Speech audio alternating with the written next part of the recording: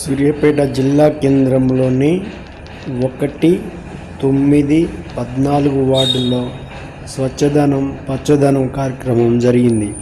ఈ సందర్భంగా municipal chairperson Perumala Annapurna Srinivas పాల్గొని మాట్లాడారు.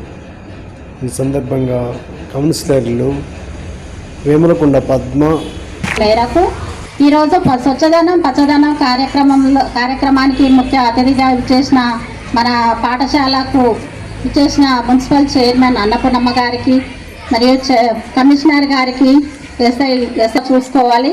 వర్షపు నీరు నిల్వ ఉండకుండా ఇంకుడు గుంటలు ఏర్పాటు చేసుకొని మన ఇళ్లలో కూడా పిచ్చి మొక్కలు ఇంటి చుట్టుపక్కల పరిశుభ్రతగా ఉంచుకోవాలి.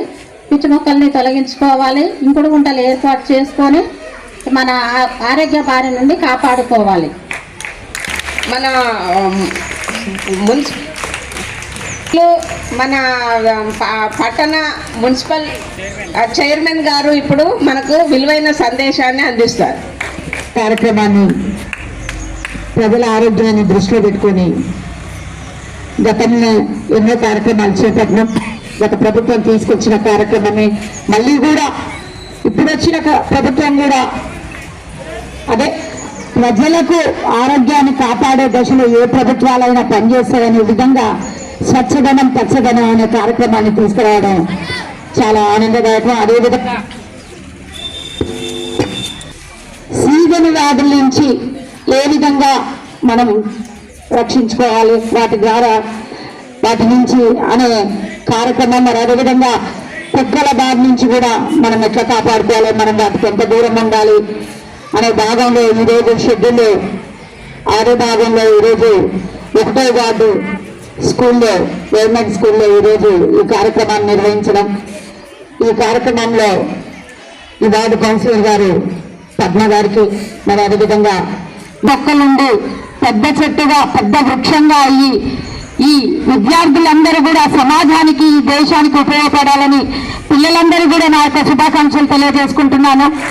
ప్రైవేట్ స్కూళ్ళకు దీటుగా ఈరోజు గవర్నమెంట్ స్కూళ్ళ పిల్లలు అనేకమైన ర్యాంకులు కోరుతూ పెద్ద స్థాయికి ఎదగడం అనేది ఆ స్కూళ్ళ ఉపాధ్యాయులు చెప్పే చదువును బట్టి ఈరోజు పిల్లలందరూ కూడా ఎదుగుదలకు చెందుతున్నారు. అదేవిధంగా భోజనంతో పాటు మలేరియా వ్యాధులకు దూరంగా సీజన్ వ్యాధులు, అంటే ఈ కాలం వర్షాకాలం కాబట్టి సీజన్ వ్యాధులు వచ్చేది ఈ కాలంలో కాబట్టి ఆ వ్యాధుల నుండి మనం ఏం చేయాలి, ఎట్లా వాటికి దూరం. కూలర్లు అన్నాం, కూలర్లో గడ్డి ఉంది కానీ ఏం చేస్తాం, కూలర్ టైం అయిపోయింది, ఎండాకాలం అయిపోయింది, ఆ కూలర్ని మూలలో పెట్టేస్తాం.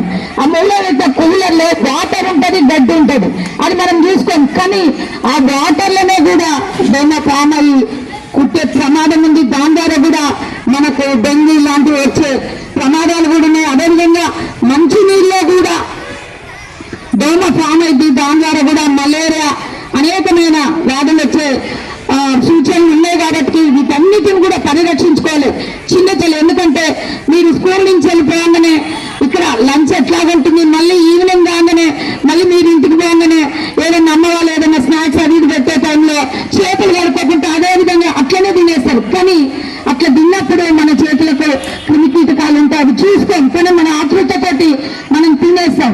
అట్లా తినకుండా మనం ఇంటికి పోగానే చేతులు వాష్ చేసుకొని స్నానం చేసుకొని అన్నదైతే తిని మన ఆరోగ్యాన్ని కాపాడుకోవాలి. ఎందుకంటే మనం మహిళలు ఏదైనా మన ద్వారానే జరుగుతుంది.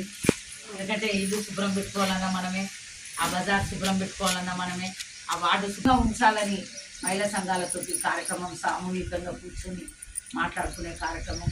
ఎందుకంటే మీరు ఎట్లయితే తిరిగే క్రమంలో ఈ సీజన్ వ్యాధులు రాకుండా మీ పైన బాధ్యత ఉంది.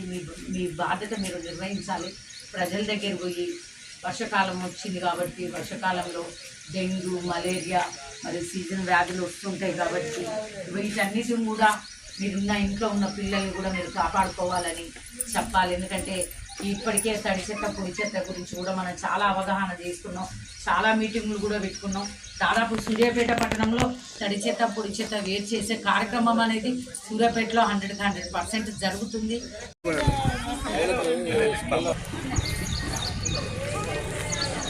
మేడం ఒకసారి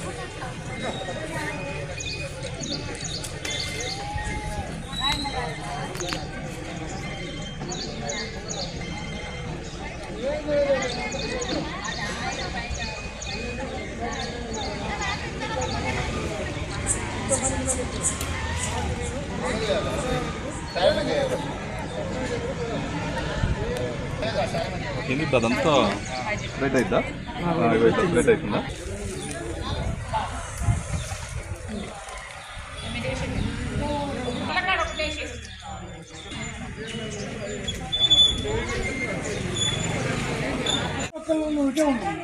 లే బేర లే పైకి లే